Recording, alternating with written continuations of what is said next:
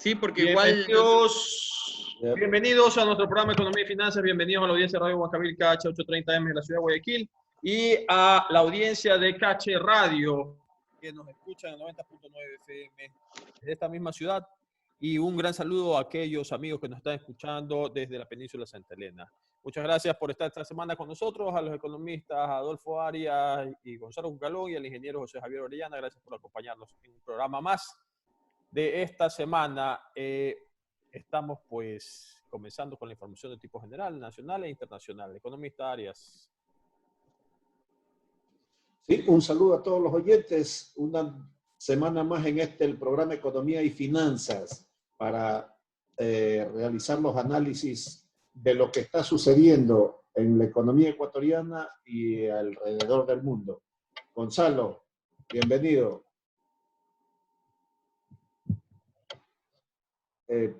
Gonzalo, que está distraído. Hola a todos nuestros oyentes. Una semana más aquí, listos para poder... Hola a todos nuestros oyentes en Radio Huancavilca, Radio Caché. Una semana más aquí para comentar e informar acerca de los acontecimientos en la economía mundial. Muchas gracias. José Javier, tu saludo. Buenas tardes a todos, buenos días a todos. Espero que estén con salud y cuidándose. Todavía seguimos con hasta el 4 de mayo parece. Vamos a estar todavía en cuarentena. Continuemos porque el tiempo apremia. Así es. Bueno, veamos qué ha sucedido con los principales titulares alrededor del mundo. Los mercados bursátiles terminan con caídas en esta semana. La Cámara de Representantes de Estados Unidos aprobó este jueves 23 de abril el nuevo plan de estímulo, dotado de 484.000 millones de dólares para ayudar a las pequeñas empresas y a los hospitales a hacer frente a la pandemia del coronavirus. Estados Unidos pierde más de 26 millones de empleos en 5 semanas y la tasa de desempleo ya podría rondar el 20%. El ahorro de la Unión Europea podría crecer más de 1.3 billones de euros respecto al trimestre anterior, llevando la tasa de ahorro a superar el 30% de toda la renta disponible. Vea usted, ¿eh? El Banco Central Europeo asegura la barra libre de liquidez ante la avalancha de deudas que entrará en bonos basura. Eso como principales titulares de lo que está sucediendo en el mundo. Veamos qué es lo que está pasando en nuestro país. El Ministerio de Finanzas no pagó solo 324 millones de capital de los bonos 2020, sino que también cumplió con el pago de los intereses de este tramo de deuda que ascendían a 17 millones más. En total, el pago realizado el 24 de marzo pasado fue de 341 millones de dólares. Standard & Poor's Global Ratings ha situado a Ecuador en default o impago selectivo y ha rebajado las calificaciones de los bonos globales 2023, 2024, 2026, 2027, 2028 y 2029, de CC hasta D, después de que el país anunciara el pasado viernes un aplazamiento en el pago de deuda por 800 millones de dólares. En la Asamblea se tramitan 2 proyectos de ley económicos urgentes por el COVID-19. Uno, que es la Ley de Reactivación Productiva y Facilidades para los Ciudadanos ante la crisis del COVID-19. Y 2, Ley Orgánica de Apoyo Humanitario para combatir la crisis sanitaria derivada por el COVID-19. Sería inconstitucional la aplicación de una reducción de salarios del 10% a los servidores públicos con nombramiento o contrato fijo, advirtió el viceministro de Trabajo. ¿Qué les parece, economista Cucalón? Pero eso es lo que dice la ley, pues aquí uno no le puede reducir el salario a nadie. Pero por eso han mandado a reformar la ley. Hay una ley orgánica con el carácter de urgente que está en la Asamblea. ¿Qué va a hacer la Asamblea? Muchas leyes se van a reformar.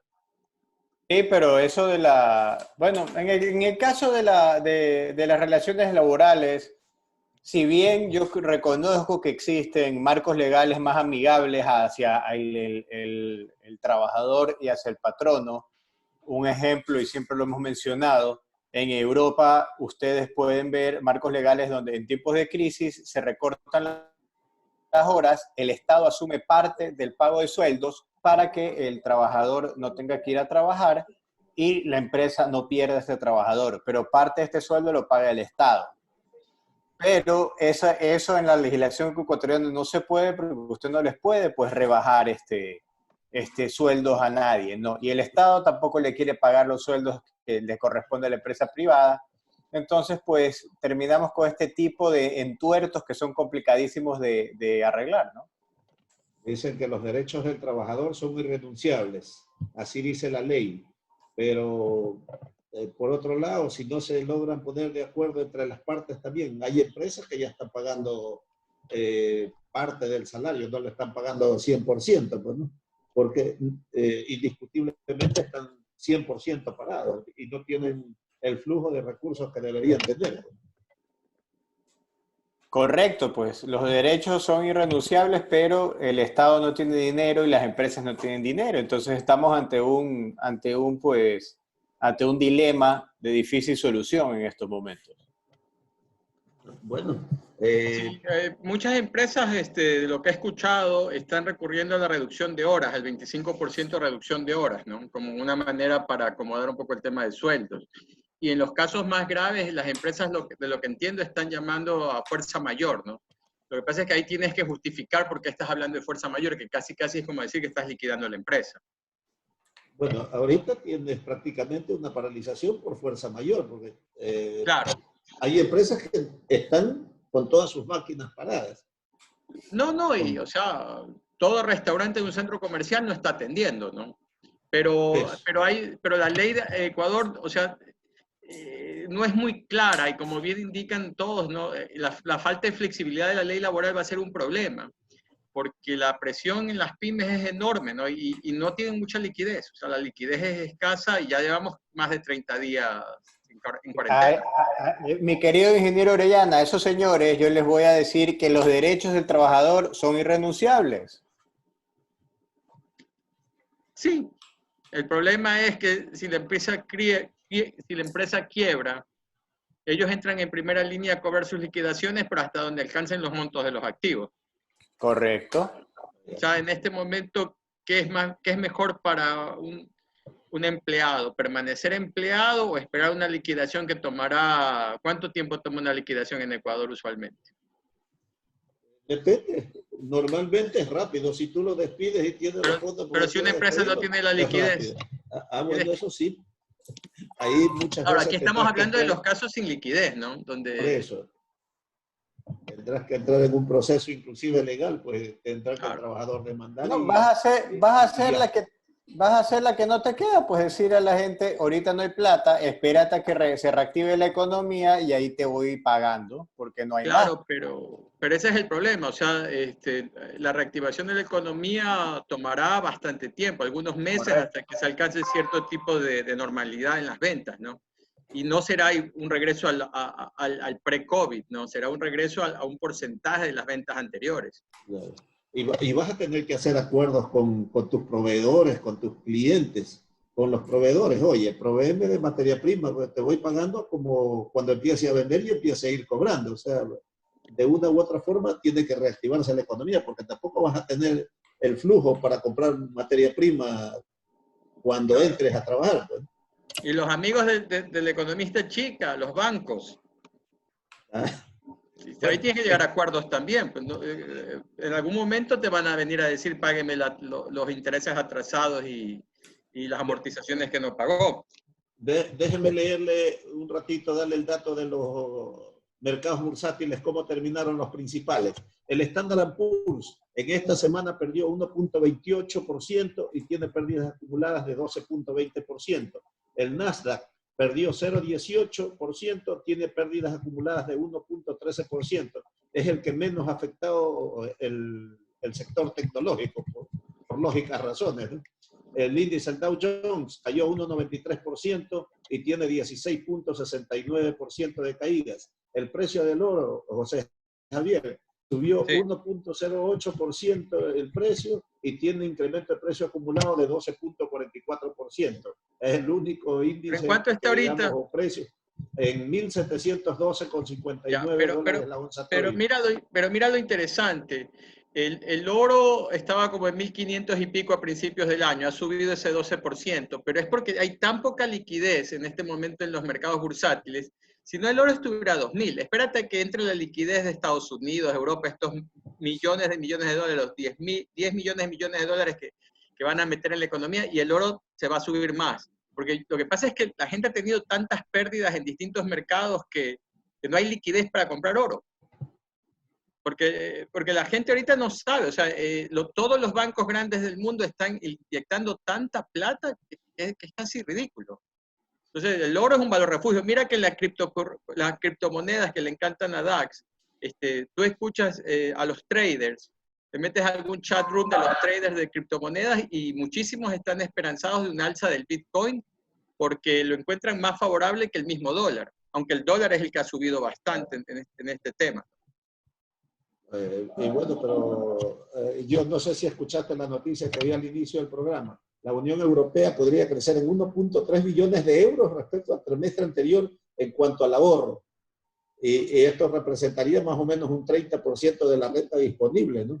Claro, lo que pasa es que todo el planeta va a ahorrar. Todo el planeta. Yo vi una encuesta reciente de una empresa Ipsos global, y 90 y pico % de las personas en el mundo que están en cuarentena piensan salir a ahorrar. El problema es que la economía del mundo es consumo. Pero mírenlo de esta manera también, economista Arias, ese dato que usted estaba diciendo muy interesante, que va a aumentar el ahorro, y eso se debe también a que en Europa los estados tienen la capacidad económica de tomar endeudamiento y de poder inyectar esos recursos en la economía a través de la banca, a través de los que aquí se llama bonos solidarios, a través del apoyo a las empresas privadas, ayudándolos con los sueldos. Entonces hay varios mecanismos que ya están aceptados y que funcionan, mientras que por nuestro continente, desde los Estados Unidos hasta la América Latina, estos mecanismos no están listos. En Estados Unidos han empezado con un paquete, no ha sido tan rápido, y un país como Ecuador, pues no hay los recursos para inyectar al sector privado ni a la economía. Entonces aquí no vamos a crecer en ahorro, pero en Europa muy probablemente sí. Bueno, igual, aunque no crezcas en ahorro aquí, pero la gente con la capacidad que tiene y como no puede salir, ¿en qué gastaba la gente? La gente sí gastaba en diversión, gastaba en los restaurantes, gastaba en muchas cosas, más que todo en distracción. Yo creo que había una buena parte del gasto familiar que estaba destinado a ese rubro. Entonces ese rubro ahorita no lo puedes gastar. Pero los ingresos, economista Arias. Pero, claro, también se reducen un poco, pues, ¿no? Sí, ve. Entonces, aprovechémoslo a José Javier, que también está aquí. José Javier, ¿qué pasó con el tema del petróleo? Esta semana cayó, prácticamente se fue a valores negativos, pero esta semana $16.39 el precio del barril de petróleo, con una caída con respecto a la semana anterior de 10,73%, caída total 73,16, pero como lo decíamos en la semana, sí tuvo una caída que se fue hasta valores negativos, ¿no?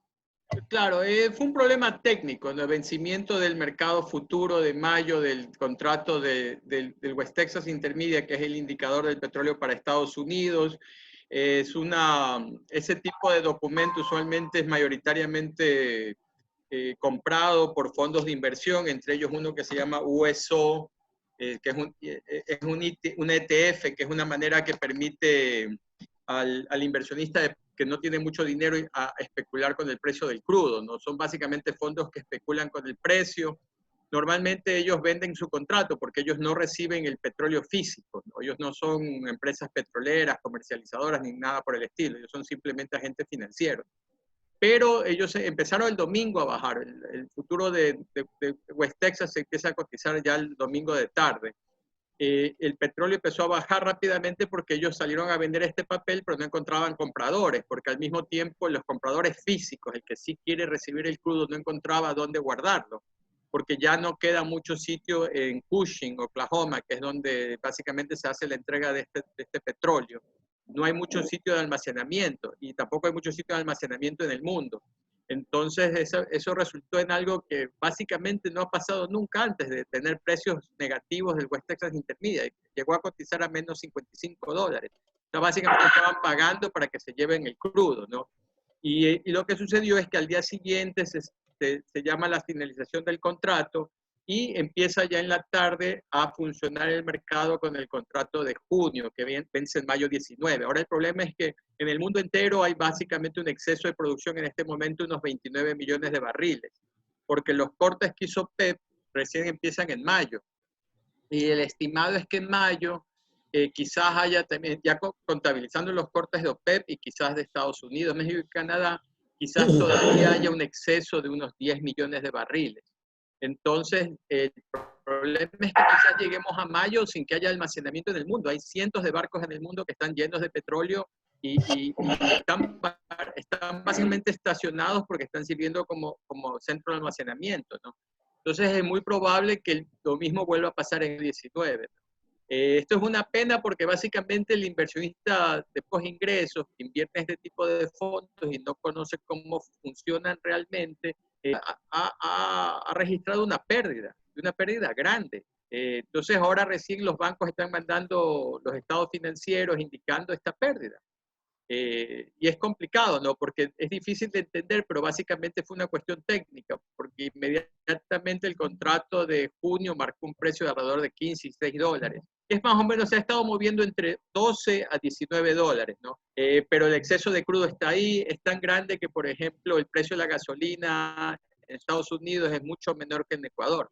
Hasta el diésel en este momento está alrededor de $2 a nivel refinería.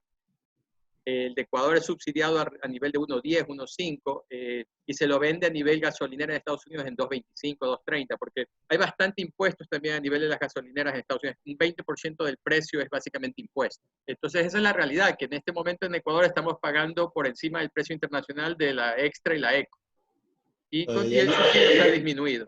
Para beneficio de la audiencia, José Javier, ya que estás hablando del tema de los precios y explicando por qué la caída o la información de la caída del precio en la última semana, sería interesante poder compartir con la audiencia cuáles son las expectativas en los mercados del precio del barril de petróleo para los contratos con fechas de liquidaciones tanto de junio como de julio.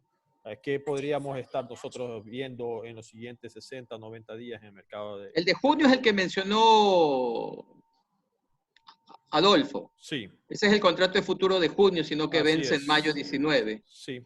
Sí, el de julio es probablemente unos $2-3 más. Están muy... El contrato de diciembre, que es el último que vi, está marcando alrededor de $30. O sea, el estimado es de que aquí a diciembre el precio podría estar alrededor de $30. Por eso es que el ministro indicó que pensaba que podía promediar el precio $25. Pero igual, ¿no? Para Ecuador el costo de producción es $17-19 de Petroecuador. Y casi todos los contratos de servicios, el barril es en más de $30. Entonces, a estos niveles... ¿Qué dicen los mercados ahora, ya que tú estás conversando, los niveles y las expectativas de niveles de precios internacionales del petróleo? ¿Qué dicen los mercados o la gente, expertos en esto, con respecto a las declaraciones que han presentado los administradores de las petroleras nacionales, específicamente Petroamazonas, queriendo independizar la administración financiera del Estado central? La verdad que no he conversado del tema. Yo tuve una presentación el viernes de la semana pasada de la Sociedad de Petroleros Ecuatorianos. Estuvo el ministro, estuvo un representante de la OPEP, pero sí vi la noticia, pero no he escuchado nada al respecto. El problema aquí es, en cierta manera, se subdividió mucho lo que era antes CEPE, ¿no? Se creó Petroamazonas, Petroproducción, Petroecuador, etcétera. Y probablemente ahora con la fusión tenga que haber una reducción de personal, especialmente en áreas de soporte, donde probablemente no necesites tanto personal porque el mismo personal puede hacer la contabilidad para estas empresas, ¿no? Ahora, un problema serio que tiene esto es que, por ejemplo, no tienen estados financieros auditados. Entonces han contratado una empresa para que empiece a valorar los activos, porque para hacer los estados financieros bajo las normas internacionales de instituciones financieras, el NIFS, ellos necesitan tener valoración actuales de los activos, ¿no? Y es el mismo problema que tiene, por ejemplo, CNT, que tampoco tiene estados financieros auditados. Entonces, por deseo de hacer esta fusión, van a tener que hacer esta valoración de activos y claro, con el precio del crudo a estos niveles, etcétera, probablemente no se han valorado a un precio muy alto, ¿no? El otro problema que existe es que el precio futuro del petróleo dependerá de cómo evolucionen los grandes mercados, ¿no? de consumo, China, Estados Unidos, Europa, que son los que más consumen petróleo, ¿no? Ahora el supuesto es de que en la segunda parte del año ellos van a salir y va a haber una recuperación económica, pero mira los casos de rebrotes que han pasado en Singapur, en Tokio, en Japón, perdón, en la misma ciudad de Wuhan, en Beijing, ¿no? En este momento había una noticia, no estoy seguro, pero que hablaba de que 10 millones de chinos estaban siendo restringidos en viajar porque había habido un rebrote, ¿no? Entonces hay que ver cómo esto evoluciona, ¿no? El escenario de un precio de 30 asume que los grandes países van a empezar una recuperación no rápida, pero creciente, ¿no? Entonces ese es un gran problema. Y aquí mismo en Ecuador en este momento no estamos exportando una gran cantidad por el problema de los oleoductos. A ver, una cosa sobre el tema de Ecuador, José Javier. En Sí. el contrato de servicios, ¿esto cómo funciona? ¿El Estado le tiene que reconocer 30 $30 a la compañía que produce? ¿Cómo es que es esto? A ver, básicamente los contratos variaron, eran precios más altos, el promedio de los precios era como $39 el año 14, 15, los bajaron, estaban creo que en promedio alrededor de 33. El contrato tiene cláusulas, por ejemplo, este nivel de precio probablemente le estén dando $2 a la empresa petrolera y el resto esté yendo como deuda. Ahora esa deuda depende de si, o sea, es sin intereses y a medida que el precio se recupere, el repaguen. Pero básicamente en este momento a un precio de 16, quítale el castigo que sea unos 3 a $5. Digamos 5, ¿no? Estás vendiendo en 11, quítale 4 por el transporte del OCP, del oleoducto. Estás básicamente en 7, 8, quizás le des $2 a la petrolera y el resto le entra a Petroecuador. El problema es que para Petroecuador, claro, el resto del diferencial lo mandas como deuda, lo que se llama carry forward, que es la fórmula, que es el nombre en inglés que usan. Pero ya de eso ya había 800 millones. Recordemos que ya el año 16 el precio del crudo ecuatoriano llegó a $22. ¿No? El año 16 por enero, febrero estuvo en $22 el crudo. Entonces ya había un acumulado de deuda de hace tiempo. ¿Y qué? ¿Y esas deudas de 2016 no se pagaron? No, sí se pagaron, pero queda todavía quedaba un pendiente hasta cuando empezó la cuarentena de unos 800 millones. Pero el problema es que si el contrato vence, por ejemplo, si una empresa de servicio el contrato le vence, no se paga esa deuda. O sea, eso le puede jugar en contra a algunas empresas de servicio petrolero. Ahora, claro, esos son contratos de 10, 20 años, ¿no? Aquí el gran problema para el país es la inversión, porque básicamente la inversión extranjera en petróleo no va a existir, se va a reducir. O sea, se pensaba que se iba a reducir un tercio, probablemente se reduzca a la mitad. Y probablemente el énfasis va a ser en los pozos petroleros que tienen un punto de equilibrio, digamos, menor de $30, no menor de 25. Y el resto será una cuestión contractual que serán forzados a mantener una inversión. Y aquí en Ecuador, 2/3 de la inversión es petróleo y mina. Perdón un segundo, mira que ya, por ejemplo, había una cantidad enorme de licitaciones en Latinoamérica. Ya se suspendieron todas. Se suspendió la de Guyana, que la segunda licitación, porque básicamente el punto de equilibrio de esos campos es $30. O sea, este precio nadie te va a querer invertir y meter miles de millones de dólares. Y todas esas rondas que hicieron aquí, la ronda intracampos que hicieron hace un año y medio, hace 2 años, nanay con eso. No, el intracampo es una exploratoria. Entonces, el intracampos básicamente ellos buscan más petróleo, entonces quieren encontrar más reservas. Entonces usaban un contrato especial que le daba posesión de un porcentaje de las reservas que encuentren. Y eso le permitía a las petroleras buscar financiamiento afuera y decir, ok, finánciame porque si yo encuentro, por dar un ejemplo, 100 millones de barriles, 25 millones de barriles me pertenecen a mí, como mi participación. Campos menores, que son campos de pequeños, bien pequeños, o sea, 5.000 barriles por día. Esa te trae gente pequeña, o sea, no te trae las grandes empresas. Aquí la grande que se quiso hacer es Suroriente, pero por ejemplo, yo ahorita no, o sea, el ministro dijo que sí, que la querían hacer hace 3 meses, pero a este momento este precio no tiene ni siquiera sentido hacer la ronda, ¿no? Y hay peores casos, Y por ya, ejemplo, Pemex. y Por ya es ejemplo, otro Pemex, ministro también. también, no, pero encima, mira que no es no solo nosotros. Por ejemplo, la petrolera mexicana, los bonos de la petrolera mexicana están como junk, como bonos basura. Los declaró Fitch y los declaró Moody's. Entonces, ahorita Pemex está desesperada buscando financiamiento. Petrobras en Brasil, que debe como 70.000 millones de dólares, lo mismo, tiene un serio problema de financiamiento. Los campos de esquisto en Argentina, lo mismo. O sea, es global. Estados Unidos probablemente baje la producción de petróleo 2 millones, 3 millones de barriles, porque casi todas las empresas de esquisto en Estados Unidos tienen bonos basura. Entonces va a ser muy difícil para ellos encontrar financiamiento. Por eso es que están rogándole a Trump de que les dé financiamiento por unos 600.000 millones de dólares. O sea, es una cantidad impresionante afectada, ¿no? Pero el gran ganador de esto es, al fin del cabo, es Arabia Saudí, ¿no? Porque ellos tienen un costo de producción de 3 a 5 dólares. O sea, ellos nomás abren y sale el petróleo. Nosotros no estamos en ese nivel. Entonces, va a ser bastante duro este año el tema petrolero, ¿no? Entonces, por eso yo no dudo que van a tratar de hacer alguna reducción de los subsidios del combustible. Porque no hay subsidio, ya en la extra no hay subsidio, en la eco no hay subsidio, sería el diésel, ¿no? Claro, Con algún tipo de fórmula de que si el precio sube más allá de cierto nivel, ahí vuelve a entrar el subsidio. Esa sería la fórmula. José Javier, pero yo ayer escuchaba en la entrevista que hacía el director, el economista Clever Chica, a Leonidas Issa, Sí. Y le hablaba del asunto del tema de eliminar los subsidios y no están de acuerdo. Sí, Dice, pero las condiciones de ahorita, octubre no son las de ahorita. O sea, ahorita... Que los voy a Pero interrumpir con esas declaraciones economista Arias, ingeniero José Javier Orellana, que por efecto del tiempo tenemos que irnos a la pausa. Regresamos Okay. a la segunda parte del programa y seguimos hablando de esa intervención económica.